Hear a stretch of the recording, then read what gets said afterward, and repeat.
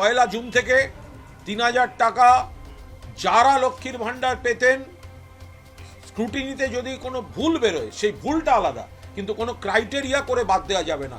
ইলেকশনের আগে যা প্রতিশ্রুতি ছিল বিজেপি সরকারকে সেই প্রতিশ্রুতি পালন করতে হবে।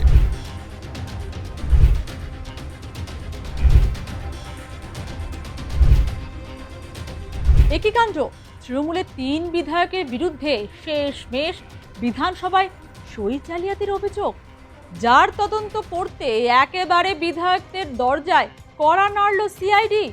শুধু কড়া নাড়া নয়, সঙ্গে ছিলেন হস্তাক্ষর এক্সপার্টরাও। সই জালিয়াতির অভিযোগ ওঠা বিধায়কদের তালিকায় রয়েছেন নবনির্বাচিত বিধায়ক কুণাল ঘোষও। বিধানসভায় সই জালিয়াতির বিষয়টি সত্যি খুবই নতুন। এ আবার কি নয়া দুর্নীতি? বিধানসভায় সই জালিয়াতি করে হবেটা কি? কিভাবে এবং কেন এই সই জালিয়াতির অভিযোগ? হেনস্থা করার জন্য বাড়িতে সিআইডি পাঠানো হয়েছে বলে দাবি ওই ৩ তৃণমূল বিধায়কের। অন্যদিকে রাজ্যের মন্ত্রী দিলীপ ঘোষের কটাক্ষ, ২ নম্বরই পার্টি। তৃণমূল দল নিয়ে ভবিষ্যৎবাণীও করতে ছাড়েননি তিনি। আমি বলছি পুরো সরকারটা ফেক আইএএস আইপিএস মন্ত্রী অফিসার ছিল, সরকারটাই ফেক ছিল। আমিও আগে বলেছি ফেক সরকার চলছে, পুরো ঢপবাজি। সরকারে বহু নির্ণয় নেওয়া হয়েছে, এরকম সিদ্ধান্ত যেখানে কোনো লিখিত পড়িতে নেই। মমতা ব্যানার্জি বলে এটা কর, তুমি ওই 2টো থানা চার্জ নিয়ে নাও, এইভাবে পোস্টিং হয়েছে। তো এটা তো চলতে পারে না সরকারে, কোথায় বিধিবিধান আছে? এসব ঠিক হবে। এবার আসি আসল প্রসঙ্গে। এই সই জালিয়াতির বিষয়টি আসলে কি? শোভনদেব চট্টোপাধ্যায়কে বিরোধী দলনেতা ঘোষণা করে তৃণমূলের পরিষদীয় দলের তরফে নিয়ম মেনে একটি চিঠি দেওয়া হয়েছিল বিধানসভার সচিবকে। সেখান থেকেই বিতর্কের সূত্রপাত। অভিযোগ, বিধানসভার প্রোটেম স্পিকার তাপস রায়ের সামনে তৃণমূলের এই বিধায়কেরা যে সই করেছেন তার সঙ্গে পরিষদীয় দলের ওই চিঠির স্বাক্ষর মিলছে না। বিধানসভা থেকেই এই বিষয়ে হেয়ার স্ট্রিট থানায় লিখিত অভিযোগ দায়ের করা হয়েছিল। সেই সংক্রান্ত তদন্তই করছে সিআইডি। লালবাজারকে হস্তাক্ষর বিশেষজ্ঞ দিয়ে সাহায্য করছে সিআইডির একটি দল বৃহস্পতিবার প্রথমে 2বার নয়না বন্দ্যোপাধ্যায়ের বাড়িতে গিয়েছিল। দুপুরে চৌরঙ্গীর বিধায়ক বাড়িতে ছিলেন না বলে তার সঙ্গে দেখা হয়নি। নয়নার সঙ্গে এরপর সিআইডি আধিকারিকের ফোনে কথা হয়। পরের সন্ধ্যায় নয়না বাড়ি ফিরলে আধিকারিকেরা আবার যান তালতলার বাড়িতে। সূত্রের খবর, যে দলটি এসেছিল তাতে 2জন মহিলা এবং 4জন পুরুষ ছিলেন। তাদের মধ্যে একজন ভিডিওগ্রাফার, তার প্যান কার্ডের ছবিও তারা তুলে নিয়ে যান। নয়না বন্দ্যোপাধ্যায় জানিয়েছেন, আমি 5 বারের বিধায়ক, এটা আমার কাছে অসম্মানজনক। শুক্রবার সিআইডির আধিকারিকরা যান কুণাল ঘোষের বাড়িতে। তিনি বাড়িতে না থাকায় চলে যান সিআইডি আধিকারিকরা। তবে তার সঙ্গে ফোনে কথা বলে সিআইডি। কুণাল ঘোষ জানিয়েছেন, আগামী 2-1 দিনের মধ্যে তিনি নিজে গিয়ে অভিযোগ সংক্রান্ত বিষয়ে জবাব দিয়ে আসবেন। কিন্তু প্রশ্ন হচ্ছে, সই জালিয়াতির প্রসঙ্গ উত্থাপন হলো কেন? নয়না বন্দ্যোপাধ্যায়ের দাবি, চিঠিতে সই করার জন্য যে জায়গা ছিল সেই জায়গার মধ্যে সই করায় বিভ্রান্তি হতে পারে। সূত্রের খবর, ওই রেজলিউশনে সইয়ের সঙ্গে তারিখ গড়মিল নিয়েও জিজ্ঞাসাবাদ শুরু হয়েছে। প্রথম দিন তৃণমূল পরিষদীয় দলের যে বৈঠক হয়, সেই বৈঠকের পর শোভনদেব চট্টোপাধ্যায়ের নামের সপক্ষে একটি চিঠি দেওয়া হয় বিধানসভায়। এরপর রেজলিউশন চায় বিধানসভা কর্তৃপক্ষ। তখন রেজলিউশন সহ 70 জনের সই ও তারিখ জমা দেওয়া হয়। এখানেই একের পর এক সই তারিখ নিয়ে শুরু হয়েছে চাপানুত্তর। বাড়ছে জটিলতা। 70 জনের মধ্যে অভিযোগ উঠেছে যাদের বিরুদ্ধে, তারা হলেন চৌরঙ্গীর বিধায়ক নয়না বন্দ্যোপাধ্যায়, ক্যানিং পূর্বের বিধায়ক বাহারুল ইসলাম, বেলেঘাটার বিধায়ক কুণাল ঘোষ। তৃণমূলের অন্দরে প্রশ্ন, প্রতিহিংসা চরিতার্থ করতেই কি সিআইডি দিয়ে হেনস্থা? বৃহস্পতিবারই সোশ্যাল মাধ্যম থেকে প্রকাশ্যে অন্নপূর্ণা যোজনার 12 পাতার ফর্ম নিয়ে সোচ্চার হয়েছিলেন কুণাল ঘোষ। অন্নপূর্ণা ভাণ্ডার পয়লা জুন থেকে সকলকে দিতে হবে। যারা লক্ষ্মীর ভাণ্ডার পান সেই মহিলাদের যা প্রতিশ্রুতি ছিল, আপনারা ভোটের আগে কিন্তু কোনো মাপকাঠির কথা বলেননি। ভোটের আগে কোনো মাপকাঠির কথা বলেনি। অনেক মহিলা আছেন তাদের প্রয়োজন নেই, তারা এমনিই নেন না। অনেক মহিলা আছেন তারা নেন না, তাদের হয়তো প্রয়োজন নেই, নেন না।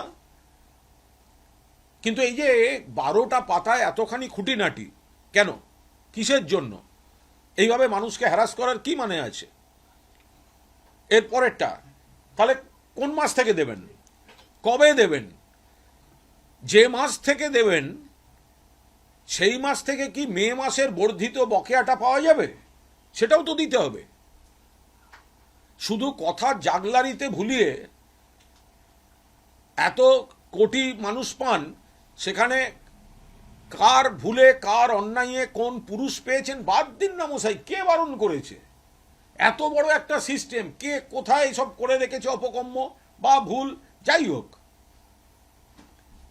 কিন্তু বিরাট সংখ্যক মানুষকে যে বাদ দেয়া, এই বাদ দেয়াটা কিন্তু আপনাদের প্রতিশ্রুতিতে ছিল না। আপনারা আগে বলেননি কেন মাপকাঠি? আগে বলেননি কেন সকলকে দেয়া হবে না? কেন বলেননি আগে যে সকলকে দেওয়া হবে না? ভোটের পর আমরা মাপকাঠি তৈরি করব। তাহলে কি দাঁড়ালো? এক, ভোটের প্রচারের সময় যে ফর্মটা বিলি করা হয়েছিল সেটি দিয়ে মানুষকে ভুল বোঝানো হয়েছে, বিভ্রান্ত করা হয়েছে, খারাপ কথায় বললে প্রতারণা করা হয়েছে। এরপরই রাত পোহাতে না পোহাতেই তার বাড়িতে গেল সিআইডি আধিকারিকরা, যা নিয়ে অনেকেই সন্দেহ প্রকাশ করেছেন। মুখ খোলায় কি বিড়ম্বনায় পড়তে হচ্ছে কুণাল ঘোষকে? অন্যদিকে রাজ্যের মন্ত্রী দিলীপ ঘোষের দাবি, তৃণমূল দলের নীতি আদর্শ নেই, এই দলের উদ্দেশ্যই ছিল টাকা কামানো, তাই নাকি এত দুর্নীতি। দেখুন, পুরো পার্টিটাই পচা, তার আবার ভালো মন্দ কি? অনেকে আবার ভাগাভাগি করছেন, গুইয়ের এপিট ওপিট, তো যেদিকে যান গুই হবে সে। সেরকম টিএমসিটা কিছু ধান্দাবাজ লোক সুবিধার জন্য এসেছিল, এর জন্য পুরো দায়ী সিপিএম। তারা যে অব্যবস্থা তৈরি করেছিল, অরাজকতা, তার ফলে মানুষ বাধ্য হয়ে এক জায়গায় এসে একটা কিছু করেছিল, যাকে সামনে পেয়েছে খড়কুটো রেখেছিল। পরিস্থিতির কারণে মানুষ মুক্তির জন্য করেছিল। নীতি আদর্শ ডিসিপ্লিন কিছু নেই পার্টিতে, সবাই কামাচ্ছে উপর থেকে নিচে। তো আজ এমন পরিস্থিতি হলো, মানুষ এমনভাবে হারিয়েছে আর কামানোর রাস্তা নেই, তাই ভেতরের সমস্ত ঘা বেরিয়ে গেছে। এ সবই তো শুরু হয়েছে, দেখুন না, অনেক দূর যাবে। আমরা যারা বলেছিলাম যদুবংশ নষ্ট হয়েছিল এভাবে, মুসল পর্ব এই সময় শুরু হয়েছে। দেখুন কে কাকে মারছে। যদুবংশের মুসল পর্বেতে পরস্পরকে খুন করে পুরো বংশ ধ্বংস হয়েছিল, ঠিক টিএমসি তাই হবে। যত গুন্ডা বদমাশ সমাজবিরোধী ক্রিমিনাল অ্যান্টি সোশ্যাল, তারা হয়ে গেছে নেতা। পাট খেতে কোটি কোটি টাকা পাওয়া যাচ্ছে, গাছে রাস্তাঘাটে। পার্টিটারই উদ্দেশ্য ছিল পয়সা কামানো। এইভাবে কোনো পার্টি চলতে পারে?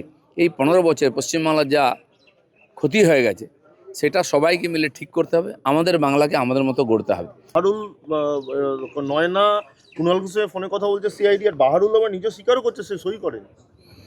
না, বললাম না, পুরো ধোঁকাবাজি আর এই ধরনের 2 নম্বরই কাজ করার পার্টিটাতে সব। আর যে যত বড় 2 নম্বর, তাকে তত বড় নেতা করা হয়। যত বড় ক্রিমিনাল ভ্রষ্টাচারী, তাকে তত বড় নেতা করা হয়েছে।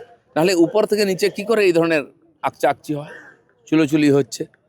দুর্ভাগ্য আমাদের পশ্চিমবাংলায় এমন একটা দল 15 বছর রাজত্ব করলো, মানুষ সহ্য করলো, যারা এনেছে তারা পরে চুপ করে গেল। বুদ্ধিজীবীরা ঝাঁপিয়ে পড়ে তাদের নেতৃত্ব করলেন, আজকে তারা মণি বাবা হয়ে গেছেন। এই পাপের ভাগ কে নেবে? এখন দেখার এই সই জালিয়াতির জল কত দূর গড়ায়, কি হ্যাপা পোহাতে হয় এই 3 বিধায়ককে। এমনিতেই তো ক্ষমতাচ্যুত হওয়ার পর থেকে একের পর এক ধাক্কা সহ্য করতে হচ্ছে প্রাক্তন শাসক দলকে। এমনকি ভাঙনের মুখেও পড়েছে দল, যা দেখে সোশ্যাল মাধ্যমে কলম ধরেছেন তৃণমূল সুপ্রিমো মমতা বন্দ্যোপাধ্যায়। গিরগিটি কবিতা লিখে ঘুরিয়ে ফিরিয়ে বার্তা দিয়েছেন দলের বিরুদ্ধে মুখ খোলা তৃণমূল নেতা নেত্রীদের। এখন দেখার আগামীতে আর কি কি ঘটনার সাক্ষী হতে হয় ঘাসফুল শিবিরকে।